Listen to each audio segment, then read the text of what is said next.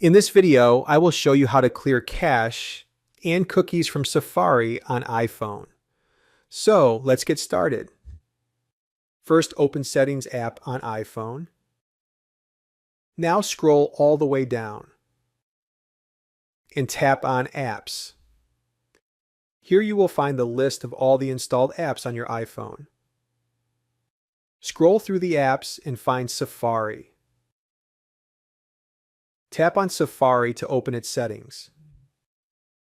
Scroll down and under History and Website Data section, tap on Clear History and Website Data. Under Clear Timeframe, you will find certain options that you can choose from. Just select the preferred option. Next, tap on Clear History option.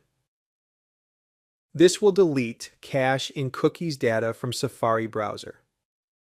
So, that is how you can clear cache and cookies from Safari on iPhone. If you find this video helpful, then like the video, share with your friends, and subscribe to my channel. Thanks for watching, and I will see you in the next video.